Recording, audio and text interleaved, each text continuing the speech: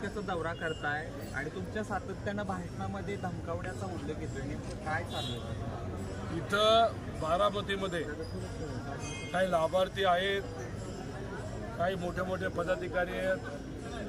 इथं असणारे सामान्य जनता त्या पदाधिकाऱ्यांना मलिदा गँग असं म्हणतात, कारण का त्यांच्यातले बहुतांश लोक हे कॉन्ट्रॅक्टर आहेत. त्यांची कॉन्ट्रॅक्टरी चालावी यासाठी इथं कुठंतरी मायनसमध्ये या सुमित्रा वहिनी जाऊ नये यासाठी ते प्रयत्न करतायत. मग ते कार्यकर्त्याला फोन करतात, नोकरीवरनं काढण्याचा तिथं धमकी देतात. पोलिसांची एखादी कारवाई करू, जुना FIR असेल तर तो बाहेर काढू. काही PDCची बँकचे पदाधिकारी सुद्धा, कर्मचारी सुद्धा प्रचारामध्ये समाविष्ट करण्यात आलेले आहेत. दुर्दैव आहे, शेतकऱ्याची ती बँक आहे, त्यांच्यातून पण सांगितलं येतं की तुला लोन मिळणार नाही मिळणार. तिथं जर लोन दिलं असेल, त्यात अडचण आली असेल तर मग आम्ही लगेच तुझी प्रॉपर्टी जप्त करू. शहरी भागामध्ये गुंडाचा वापर केला जातोय, धमक्या दिल्या जातात. गुंड म्हणतात या इलाक्यात राहायचं असेल तर साहेबांचा प्रचार तुम्ही करू नका. ह्या सगळ्या गोष्टी होत आहेत, हे लोक आम्हाला सांगत आहेत आणि ही गोष्ट कुठेतरी चुकीची आहे. अशी प्रथा बारामती लोकसभा मतदारसंघामध्ये महाराष्ट्रात नव्हती, ती आज जर सुरू झाली आणि त्या प्रथेला जर यश आलं तर पुढे जाऊन विकास कुणीच करणार नाही, फक्त गुंडांना पाळलं जाईल, गुंडांचा वापर केला जाईल आणि दडपशाहीचं राजकारण हे वाढू शकतं. म्हणून हे कार्यकर्ते एकत्रित येऊन सुप्रियाताईला बारामती मतदारसंघातून कमीत कमी 3 लाखांनी निवडून देतील. बारामती लोकसभा मतदारसंघाचा विचार करायचा झालं तर एकीकडे सुप्रियाताई म्हणतात की धमकावलं जातं, एकीकडे तुम्ही म्हणताय धमकावलं जातं, दुसरीकडे शिवतारे म्हणतायत की धमकावलं जात होतं. आता शिवतारेंनी भूमिका, इंदापूरला पण काही नेते बोलतात भाजपचे, असं ऐकलं की धमकावलं. इकडे पण बोलतायत. दुसरी गोष्ट अशी की नेमकं धमकावतंय कोण, हा पहिला प्रश्न. आणि दुसरा प्रश्न, सुप्रियाताईंच्या विरोधात जो पक्ष आहे, अजितदादा मित्रमंडळाचा जो पक्ष आहे तो, त्यांचे लाभार्थी, तसंच त्यांना साथ देण्यासाठी ठराविक काही BJPची लोक आहे, असे दोघं मिळून सामान्य कार्यकर्त्यांना, इथं असणाऱ्या स्वाभिमानी पदाधिकाऱ्यांना धमकावलं जाते असं आमचं मत आहे. दुसरीकडे अजित पवार असं म्हणतात की मी जर धमकवलं असतं किंवा माझ्या कार्यकर्त्यांनी धमकवलं असतं तर जनतेचा एवढा मोठा पाठिंबा आम्हाला मिळाला नसता आणि धमकवलं असतं मी पोलीस स्टेशनमध्ये कंप्लेंट करा. तर तिथपर्यंत कोण पोहोचत नाही. पाठिंबा कोणाकडनं मिळाला असता मोठा? पोलीस केस करा असे ते म्हणतात. पाठिंबा कोणाकडनं मिळाला असता? लोकांकडनं. कोणाला? रॅलीला एवढा प्रतिसाद मिळाला नसता. चांगलं आहे, त्यांच्या रॅलीला प्रतिसाद मिळतो, चांगली गोष्ट आहे. इलेक्शन होऊ द्या, मग बघूया प्रतिसाद. लोकशाहीच्या माध्यमातून साहेबांच्या पाठीमागे उभं राहतो का अजितदादांच्या?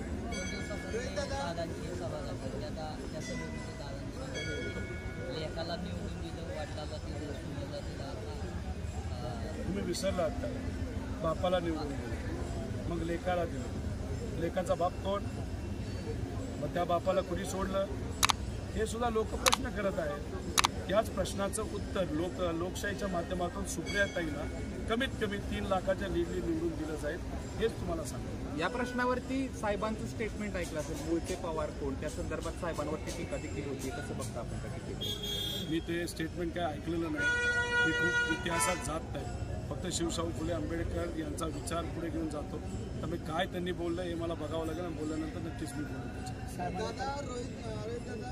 पवार साहेब झालं किंवा सुप्रियाताई झालं, सर्व जे काय प्रतिस्पर्धीवरती असतात त्यांची भेटीगाठी सुरू झालेली आपण बघितले. अनंतराव धोपटेंची भेट घेतली पवार साहेबांनी, सुप्रियाताईंनी भेट घेतली, नंतर त्याच्यानंतर काल काकडेंची भेट घेतली आणि नंतर कसं बघा काकडे कुटुंबियामध्ये एक घटना घडली हे आपल्या सगळ्यांना माहिती. त्या अनुषंगाने पवार साहेबांनी इथं जाऊन, त्यांच्या गावी जाऊन त्यांची भेट घेतली.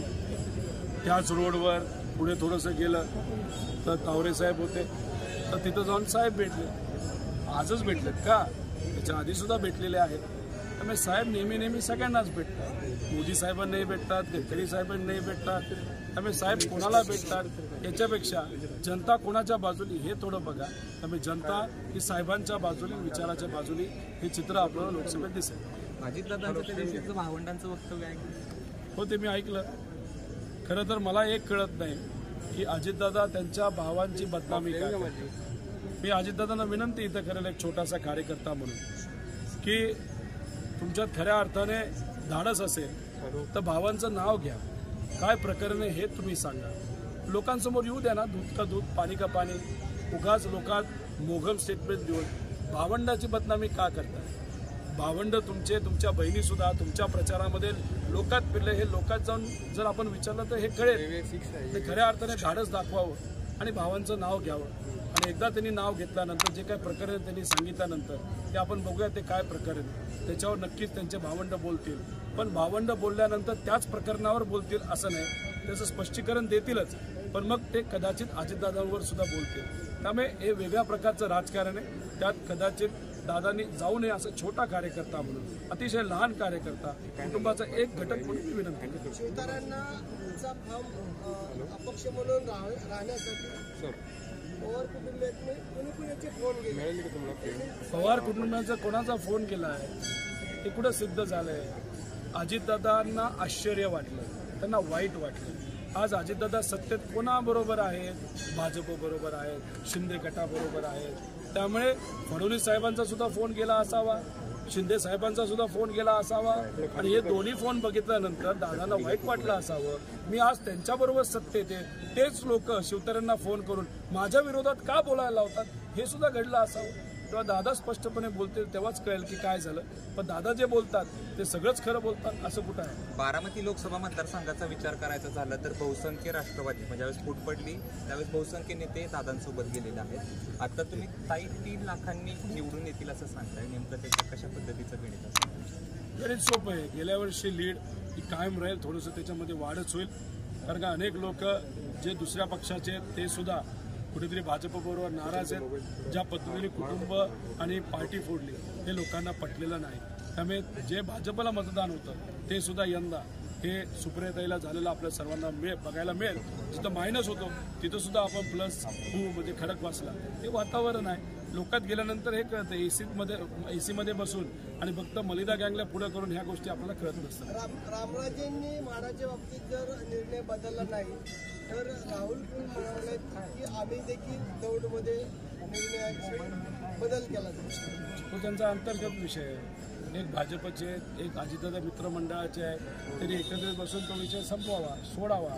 पण लोकांचंच मत भाजपच्या मित्रपक्षाच्या इतकं विरोधात गेलं आहे. त्यामुळे अनेक लोक नुसतं कारणं देतील, वाद दाखवतील, पण लोक जे पाहिजे तेच करतील. आणि उद्या जाऊन या कारणांचा वापर करत उद्या अजून एखादं कारण देत की का त्या भागामध्ये सुप्रियाताईला मतदान झालं हे सांगण्यासाठी या कारणाचा वापर केला जाईल. कंगना राणावत ने कल प्रधानमंत्री मोदी की